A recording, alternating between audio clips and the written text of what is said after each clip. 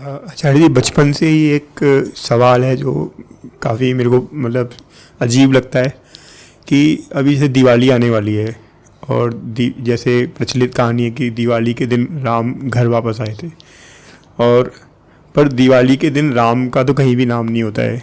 सारा चीज़ लक्ष्मी जी और वो तो जी और राम का नाम हो भी सकता है, राम ब्रांड पटाखा हो सकता है, सीता ब्रांड साड़ी हो सकती है, हम्म, केकेई की मिठाई हो सकती है, मंथरा की बर्फी हो सकती है, कुछ भी हो सकता है। उससे नाम आ भी जाए तो क्या फ़र्क पड़ेगा। जन्माष्टमी में कृष्ण का होता है नाम, हाँ, झांकियाँ निकलती हैं ना जन्माष्टमी में कृष्ण की। नवदुर्गा में देवी का होता है नाम, पंडाल सजते हैं ना देवी के। नाम हो भी तो क्या अंतर पड़ेगा। हम नाम लें चाहे न लें, दिवाली में रामत्व नहीं होता और जन्माष्टमी में कृष्णत्व नहीं होता, या होता है। आप अगर वाकई आक्षेप कर देंगे कि देखो दिवाली आ रही है और इसमें राम तो है ही नहीं, तो लोग कहेंगे हाँ ये बात तो सही है, दिवाली में राम का तो कुछ है नहीं, लक्ष्मी जी की पूजा हो रही है और खरीदारी हो रही है, सब हो रहा है, राम कहीं नहीं। तो ऐसा करते हैं, दिवाली का नाम रामावली कर देते हैं, लो आ गया नाम, क्या अंतर पड़ेगा। लोग तो जैसे हैं वैसे ही हैं ना, उन्हें तो भोगना है। राम है त्याग की प्रतिमूर्ति और उन्हें दिवाली पर भी भोगना है, तो दिवाली पर भी खूब भोगेंगे। और हिंदुओं के लिए दिवाली से ज़्यादा बड़ा भोग कोई दूसरा त्यौहार नहीं होता। इससे ज़्यादा बड़ा अन्याय हम श्री राम के साथ कर नहीं सकते थे कि उनके जैसे त्यागवान पुरुष के पर्व को हमने भोग का पर्व बना दिया। साधारण दिनों में तो हम फिर भी कोई त्याग कर दें भूले भटके, दिवाली पर तो हम कतई कोई त्याग न करें। साधारण दिनों में तो फिर भी हमारे जीवन में हो सकता है राम 1% मौजूद हो, लेकिन दिवाली में तो राम हमारे जीवन में 1% भी नहीं रह जाते, हम इतना भोगते हैं। अभी से दुकानों में धूम है,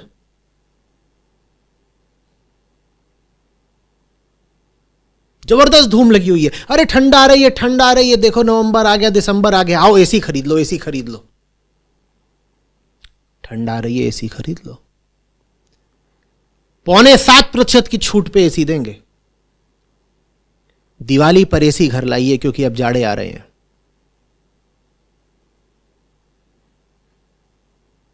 गंजे कंघियां खरीद रहे हैं,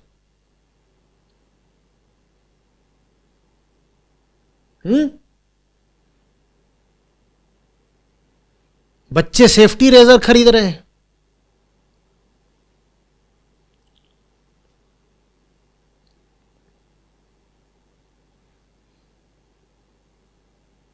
दिवाली है भाई, राम का पर्व है, खरीदो। दुकानों में माल रखने को जगह नहीं।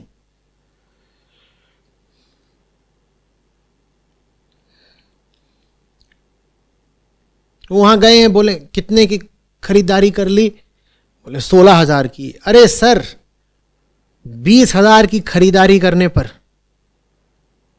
55 रुपए की छूट है।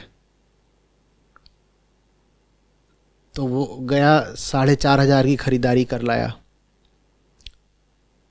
तो बोला अरे सर आपका बिल तो 20,500 का हो गया, अब 500 आपने और ले लिया, ये 500 तो आपका बेकार जा रहा है। उनकी बुद्धि चमक गई, बिल्कुल 500 बेकार जा रहा है। आप ऐसा करिए 2,000 और ले लीजिए।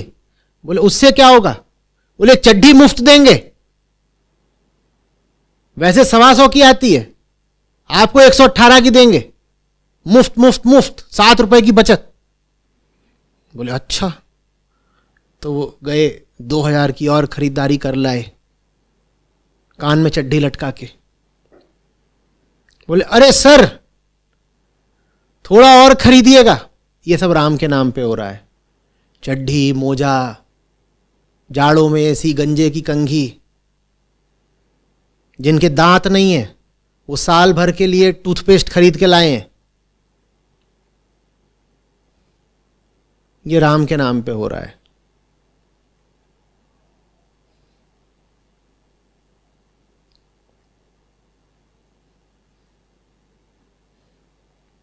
और ये सब मैं बोल देता हूं, पिछले साल भी यही बोला था, बोले इनसे तुम्हारी खुशियां देखी नहीं जाती, अपना तो इनका घर है नहीं, हमारा घर भरने नहीं देते, तुम भर लो, इतना पैसा काहे खर्च करते हो, जाके भूसे से भर लो, सस्ते में भर जाएगा। अब भूसे में भी कुछ पैसा लगता हो तो घर के आसपास नाली तो होगी, हिंदुस्तान में हो, इतना तो तुमने जरूर अर्जित किया होगा कि घर के आसपास कोई खुली नाली हो बिल्कुल खुशबूदार, उसमें से माल निकाल के भर लो, 1 रुपया नहीं लगेगा, बल्कि कोई तुम्हें पैसा दे जाएगा। नगर निगम का काम तुमने निपटा दिया, खूब भरे तुम्हारा घर, वत्स तथास्तु। ये सब राम के नाम पर चल रहा है, घर भर रहे हैं। जो जीवन भर अपना घर लुटाते ही रहे, उनके परों पर घर भरे जा रहे हैं। जिन्हें भोगने से 1% मतलब नहीं था, जो सोना चांदी सब छोड़ के चले गए, उनके पर्व पर सोने चांदी हीरे जवाहरात की धूम है। आओ आओ, ज्वेलरी पर डिस्काउंट पाओ। 14 साल तक राम कितने गहने पहन करके घूम रहे थे, बताना भाई।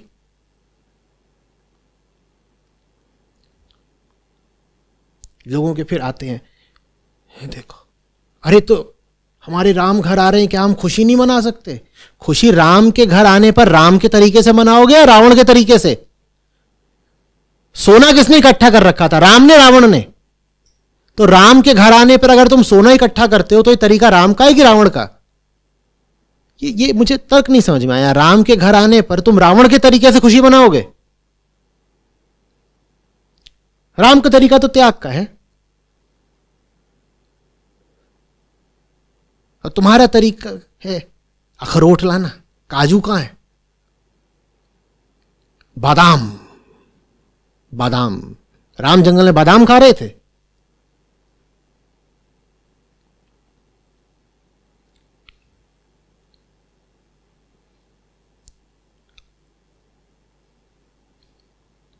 और राम जो कर रहे थे वो करने की तुम्हारी हिम्मत नहीं। राम तो जो उस समय का महाशक्तिशाली असुर था, उससे भिड़ गए थे। तुम अपने घर में चंपू चूहे से ना भिड़ पाओ? तुम्हारे घर में एक चूहा बैठा हुआ है और रोज तुमको वो आंख दिखाता है। सबके घरों में जरूर ऐसे चूहे चुहिया होते हैं, और तुम्हारी हिम्मत नहीं हो रही उससे भिड़ने की। किस मुंह से राम का नाम लेते हो? राम भिड़े हैं रावण से, तुम चंपू चूहे से नहीं भिड़ सकते। और दिवाली के नाम पे कह रहे हो चॉकलेट चाहिए।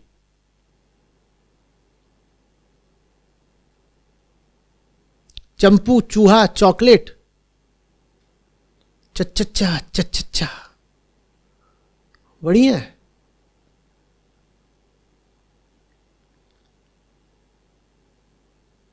चंपू के चाचा ने चूहे को चॉकलेट की चटनी चटाई और हमने दिवाली मनाई। एक कान में जांघिया, एक कान में मोजा, सेल सेल सेल।